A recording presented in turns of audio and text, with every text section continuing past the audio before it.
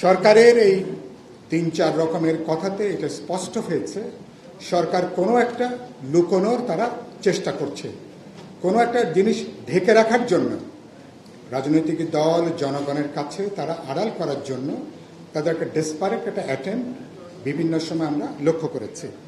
আমি ধন্যবাদ জানাই উদ্যোক্তাদেরকে। আমি অনেক পরে এসেছি, আমি যিনি আলোচনা উত্থাপন করেছেন আমি তার বক্তব্যের শেষ দিকটা শোনার সুযোগ হয়েছে। প্রথম যে বক্তব্যটা, সেই বক্তব্যটা হচ্ছে যেটা নিয়ে ইতিমধ্যে রাজনৈতিক দল, জনগণের সকল অংশ, এমনকি আমাদের সশস্ত্র বাহিনী, সেনাবাহিনী, তারাও জনগণ বা রাজনৈতিক দলের কণ্ঠস্বরকে তারাও খানিকটা প্রতিনিধিত্ব করেছেন একথা বলে এই মানবিক করিডোরের সাথে আমাদের সার্বভৌমত্ব, জাতীয় নিরাপত্তার একটা প্রত্যক্ষ সম্পর্ক আছে। সুতরাং এসব ব্যাপারে যদি কোনো সিদ্ধান্ত নিতে হয় তাহলে এটা নির্বাচিত সরকার, নির্বাচিত জনপ্রতিনিধিরাই এসব ব্যাপারে সিদ্ধান্ত গ্রহণ করবেন। এ ব্যাপারে সম্ভবত এখানে যারা আমরা উপস্থিত আছি আমাদের কারো কোনো দ্বিমত নেই। গুরুত্বপূর্ণ হচ্ছে যে বক্তব্যটা, সেটা হচ্ছে যে এটা কি কোনো রাজনৈতিক দল সরকারকে দাবি করেছে, জনগণের কোনো একটা অংশ তারা কি দাবি করেছেন এ ধরনের একটা মানবিক করিডোর অথবা চ্যানেল বা কোনো একটা প্যাসেজ দেবার জন্য? আমরা এই শতাব্দীতে সবচেয়ে বড় গুরুত্বপূর্ণ মানবিক দায়িত্ব পালন করে এসেছি 2017 সাল থেকে 14-15 লক্ষ রোহিঙ্গাদেরকে একটা মানবিক কারণে আশ্রয় দেবার ভেতর দিয়ে। এবং আমরা খুব আশাবাদী হয়েছিলাম হাই রিপ্রেজেন্টেটিভ বলে যাকে নিয়োগ দেওয়া হয়েছে রোহিঙ্গা ইস্যুতে, তিনি একটা ছক্কা মারলেন। ছক্কাটা কি? যে দেখা যাবে যে আগামী কয়েক মাসের মধ্যে 1,80,000 রোহিঙ্গা আরাকানে তাদের একটা প্রত্যাবাসন হবে। সবাই তো বলল যে এত বছর কিছু হলো না, তিনি এসে ধামাধাম করে হাই রিপ্রেজেন্টেটিভ, তিনি নিশ্চয় হাই কোনো একটা উদ্যোগ তিনি দেখাচ্ছেন। 2-3 দিন পার হলো, তারপরে আমরা গণমাধ্যম আপনারা প্রকাশ করলেন গত 10 থেকে 1 বছরের মাথায় 1,30,000 থেকে 35 লক্ষ রোহিঙ্গা নতুন করে বাংলাদেশে তারা আবার অনুপ্রবেশ করেছে। আমরা এই মানবিক ভূমিকাটা দায়িত্ব পালন করতে যে দক্ষিণাঞ্চল প্রাকৃতিক বিপর্যয়ের মধ্যে বাংলাদেশ বহুমাত্রায় একটা বড় ধরনের বিপর্যয়ের মধ্যে ইতিমধ্যে বাংলাদেশ ঢুকেছে। এবং এই ভদ্রলোকে ওনার তো ডিভোশন হবার ব্যাপার ছিল, হাই রিপ্রেজেন্টেটিভকে উল্টো তাকে প্রমোশন দিয়ে 53-54 বছরে যেটা হয়নি, এখানে সামরিক বাহিনীর প্রাক্তন অফিসাররা, গুরুত্বপূর্ণ অফিসাররা এখানে আছেন, এখানে তাকে জাতীয় নিরাপত্তা উপদেষ্টার পদে তাকে ডাবল অথবা ট্রিপল তাকে প্রমোশন দেওয়া হলো।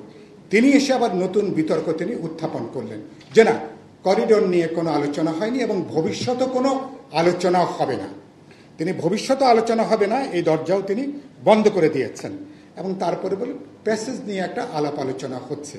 এটার জন্য কথাটা অত্যন্ত স্পষ্ট যে তিনি যেই সব জায়গাতে, প্রথমত এটা অন্তর্বর্তী সরকারের, তাদের আমরা পরিষ্কার বলে তাদের এজেন্ডার বাইরে, তারা যেই উচ্চ আদালতের যে রেফারেন্সে সরকার তারা দায়িত্ব গ্রহণ করেছেন, তারা দৈনন্দিন কাজগুলো করবেন। আমাদের নির্বাহী যে কাজগুলো আছে সেই কাজগুলোর ব্যাপারে অন্তর্বর্তী সরকার ভূমিকা পালন করবেন, যে ভিত্তিতে রাজনৈতিক দল, জনপরিসরের সবাই তাদেরকে আমরা সমর্থন জুগিয়ে যাচ্ছি। এবং তারা মানবিক করিডোর, চট্টগ্রাম বন্দর, যেটা ইতিমধ্যে লাভজনক পর্যায়ে, দক্ষতার কথা বলে বিদেশি কোম্পানিকে তারা লিজ দেবেন, কথা নাই বার্তা নাই, কোনো প্রতিযোগিতা ছাড়াই, স্টার লিঙ্কে কোনো প্রতিযোগিতা ছাড়া, দরপত্র আহ্বান ছাড়া স্টার লিঙ্কে যেভাবে বাংলাদেশের কাজ করার জন্য সুযোগ করে দেওয়া হয়েছে, আরও কোন কোন এজেন্ডা তাদের জামার পকেটে আছে আমরা জানি না, কিন্তু এগুলো যদি আপনি এক জায়গায় করেন তাহলে দেখা যাবে এগুলোর সাথে বাংলাদেশের রাজনৈতিক দল, গুরুত্বপূর্ণ স্টেক হোল্ডার, আমার এনসিপির বোনও একটু আগে যে কথাটা বললেন, সমাজের কারোর সাথে কোনো আলোচনা, মত বিনিময়, কোনো যোগাযোগ, কোনো পরামর্শ করবার কোনো প্রয়োজন বোধ করেনি। আমরা সরকারকে বলতে চাই আপনারা যথেষ্ট করেছেন, ইতিমধ্যে মেহরবানি করে যতখানি এগিয়েছেন এই তৎপরতাটা বন্ধ করুন। কথাটা আপনারা জানেন যে অনেক বছর ধরে আমাদের কক্সবাজার এই অঞ্চলকে কেন্দ্র করে চীন বিরোধী একটা ব্লক তৈরি করবার জন্য ইন্দো প্যাসিফিক রিজনে বাংলাদেশকে স্ট্র্যাটেজিক পার্টনার হিসেবে যুক্ত করা যায় কিনা আপনারা জানেন মার্কিন যুক্তরাষ্ট্র সহ ভারতও যার সঙ্গে কোনো না কোনোভাবে যুক্ত আছেন, চেষ্টা করা হচ্ছে বাংলাদেশকে তার সাথে যুক্ত করবার জন্য। এই মানবিক করিডোর বলি, প্যাসেজ বলি, এগুলোর আবরণে তারা কয়েক দশক ধরে তারা যে চেষ্টা করছেন, তারা বাস্তবে তার জন্য আমরা একটা সুড়ঙ্গ তৈরি করছি কিনা, একটা রাস্তা তৈরি করে দিচ্ছি কিনা, যেটা এখানে আলোচনা হলো।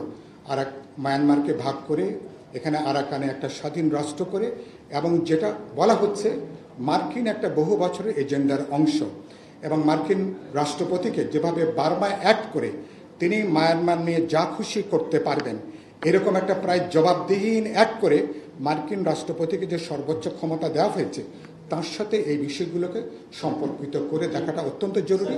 যেটা বলে আমি কথাটা শেষ করব। আপনি ধন্যবাদ, নিশ্চয় আমিও আপনাকে দেব। আচ্ছা, হ্যাঁ আমি দেব। আমরা যেটা বলতে চাই, এগুলো আমাদের জন্য সংবেদনশীল প্রশ্ন। এগুলোর সাথে আমাদের বর্তমান ভবিষ্যৎ, আমাদের স্বাধীনতা, সার্বভৌমত্ব, জাতীয় নিরাপত্তার প্রশ্নযুক্ত।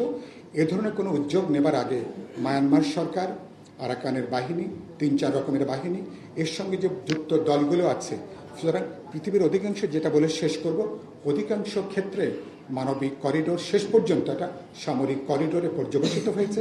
দেশের জন্য নতুন নতুন বিপদ ডেকে নিয়ে আসুন। আমরা খাল কেটে নিশ্চয়ই কুমির আমরা আনবো না, এটা সতর্ক থাকা দরকার। আমরা আলাপ আলোচনা করব ভবিষ্যতে কি করতে পারি। ভবিষ্যৎ নির্বাচিত সরকার, নির্বাচিত পার্লামেন্ট জনগণের সঙ্গে পরামর্শ করে সবাইকে আমরা স্টেক হোল্ডারদেরকে আস্থার মধ্যে নিয়ে প্রয়োজন বোধে ভবিষ্যতে এসব ব্যাপারে আমরা প্রয়োজনীয় সিদ্ধান্ত গ্রহণ করব।